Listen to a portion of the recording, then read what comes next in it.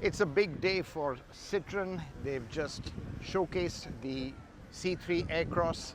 This is going to be a really key model for the brand. And talking to me about this and more, we have Billy Hayes, who's the regional head of operations for Stellantis. Billy, thanks for talking to us. Thank you. Another model, a big day. Obviously, this is a very key model because it's really in the heart of the SUV segment where all the action is. It is, absolutely. We feel like this is the springboard for the rest of our lineup. Obviously, we got C5 Aircross, C3, EC3, but we really feel like this is the springboard and what it represents and Right. where it is, as you said. Yeah. But, Billy, to be honest, numbers have been really low, for both brands, Jeep and Citroen.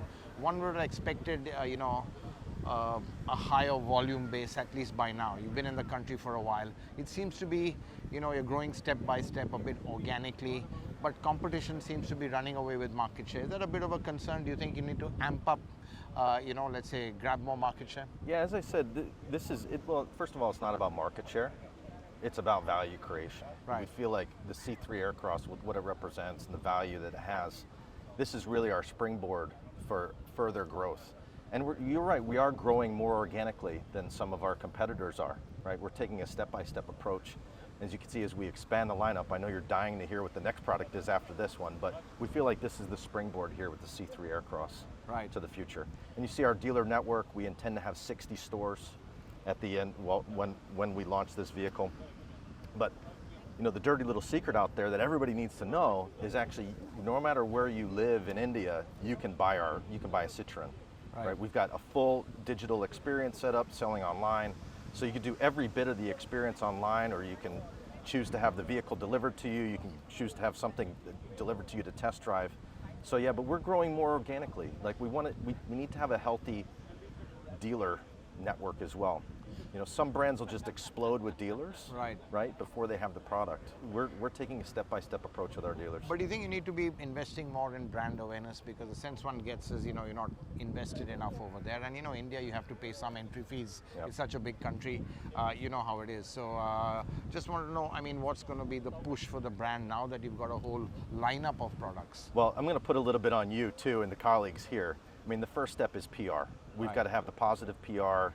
So we need help, right? We need help from outlets such as yours to get the word out. And then there's media, right after that. But if you're not healthy in PR, then media is kind of wasted.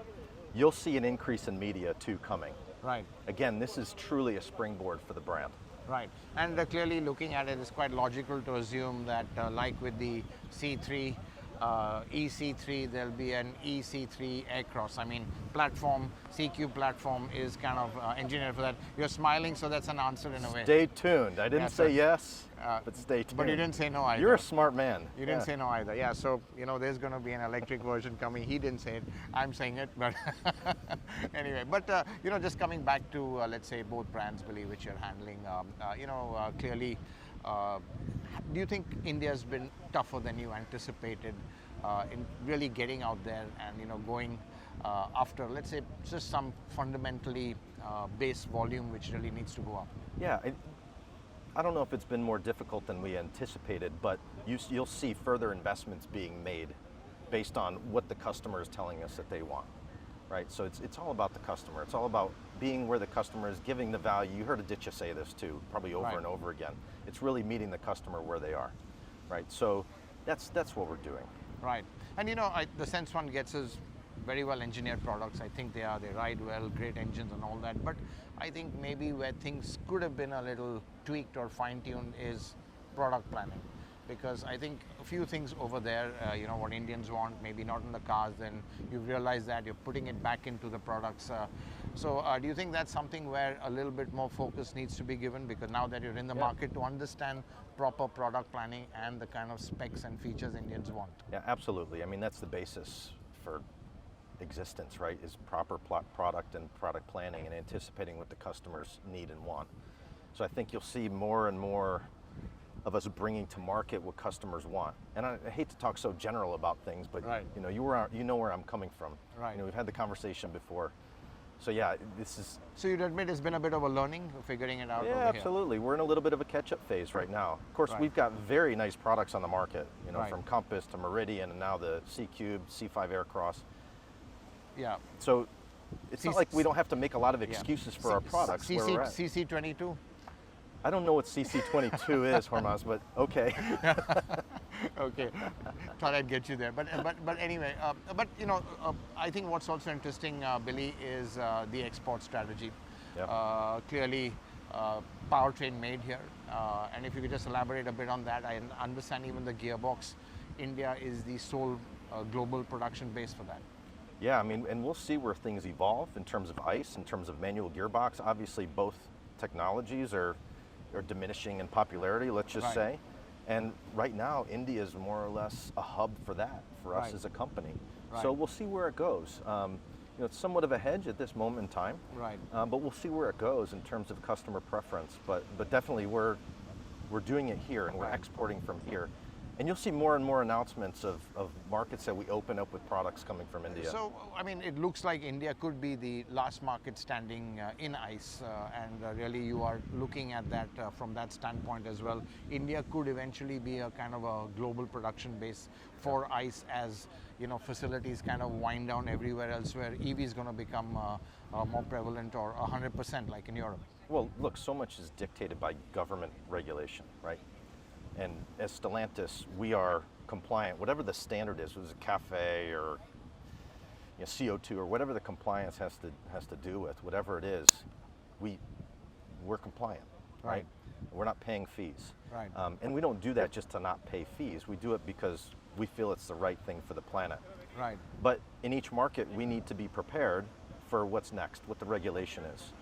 So we'll see where it goes in India. I mean, there's a lot of progressive things that are happening in the government. We'll see how far it goes and how fast it goes Right. in India. And we'll meet the market. I mean, the scale of Stellantis, we get all this product, all this technology. You'll see the first jointly developed platform, the STLA-M, Yeah. coming in the first quarter of next year, Right. in full force. And we'll certainly, be experiencing that in this region Right. in a big way. So we'll be seeing the Stellar-M, some products of that. It's just natural. Absolutely. But with the STLA-M, a lot of other brands would be using it. Could that also kind of be a basis to introduce other brands in your portfolio? I know where you're going with this. It's very interesting because, we've got the four basic platforms, Yeah. three battery architectures, common powertrains and so forth. But what's been very interesting is that each brand has been able to maintain its DNA and its identity and all this commonality. Right. Which is pretty amazing. It's Yeah. pretty awesome to see that. And I know where you're going with another brand here in India. And all I can say is stay tuned. I mean, everything is on the table. Maybe We're a brand studying. that's already been here. What do you think we should do? Maybe we should Okay. take a poll here today. Anyway, no, but seriously, coming back to the platform, really a lot of possibilities over Yeah, there. tons But of that leads possibilities. me to the point that do you think, at least with the two brands you have here, for economies of scale, we could see some joint platform sharing in the future between Jeep and Citroen, because that's just logical. Yeah, Because absolutely. and even the production facilities then can be common. Absolutely. It's only logical to do it that way. Right. And in terms of other brands, we're here with Jeep and Citroen. We want to grow with these brands. We want to continue to add value with these brands. Right. We've got some product improvements that are coming. Right. But yeah, we're Jeep and Citroen right now. Right. Right. So right now. Right now. Yeah. So obviously, clearly, you've got a vision. As you said, you're here for the long haul. But do you think, the one challenge really is making money in India? Mm-hmm. Everyone struggled. Everyone said, we have to pay our entry fee, which is, to be honest, be in the red for a while. But Stellantis, just knowing the culture, you want to make profit as soon as possible. Do you think you're a bit too aggressive on being profitable soon over here, and you need to be investing more to get a certain scale before you reach that point? Well, look, I mean, we've got the scale of Stellantis, right? And we're applying what we learn from Stellantis here and vice versa. So, yeah, you always want to make a profit, and you want to make a profit as quickly as you can, right? But in the end, you're not going to make a profit unless you have quality, Right. right? So we really start with quality and value first. Right. That sounds theoretical, but we're serious about it. If you don't have quality first, if your suppliers don't have quality, if you don't have quality, there's no way you're going to make a profit. So we're establishing that baseline first here to build a foundation of which we can make future profits from this market. But you got to start somewhere, right? And clearly, the export strategy will play a very important role in this. You talked about going to 100% localization. That's quite a big target or an ambition. Clearly you need a lot of volume for that, a lot of exports. If you could just kind of elaborate on what are the export possibilities beyond components for these products. Yeah, I mean, we're pretty darn close to 100% as we stand here today. Right. Right. So now we're kind of, picking here and there at what's left to do. Right.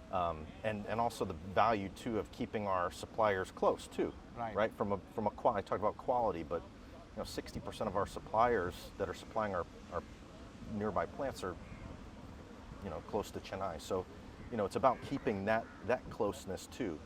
Right. So that's clearly our strategy, right, Yeah. to do that. But you talk about exports to other countries. You'll see some announcements come very soon about significant countries that we're exporting to. Right, coming out of the plant over here. Exactly right. Right, Yeah. so more exports coming out of here. And lastly, Billy, just to wind up, looking at the way forward, you've obviously looked at more of an SUV-ish kind of body style, more happening. But what's the strategy forward? Is it filling in more segments, or with the current portfolio filling in some gaps? I mean, to be honest, no automatic transmission. Now that's a big one. I mean, you can't not have automatic transmission. I'm sure you're going to address that if you can talk about that. And where else do you think, you see growth coming from in India in terms of segments and which areas? Yeah, again, automatic, if you look at our segments, you're at 10 to 20% right now in the segments.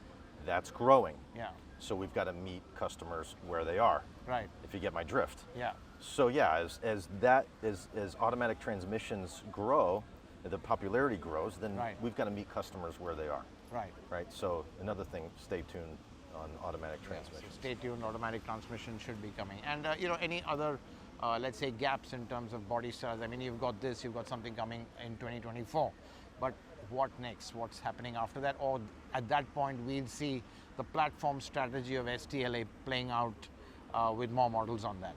Yeah, I mean, you'll see as we have Stellantis mid is coming online. You got Stellantis small, Stellantis large, Stellantis frame. Right. Not only in India, but you'll see this expand throughout. Right. Right. So yeah, there's much more to come. Right. In terms of not only on the smart car platform, but also our Stellantis platforms that are coming to life right now. Well, a lot more to come, says Billy Hayes. Clearly, the company has got big plans over here. Grown a bit organically, not grown as rapidly as some of the competition, but clearly a more profitable and sustainable path to growth. Billy, thanks so much for talking to us. Thank you for the time, as and always. Wish you all the best. Yep. Thank you.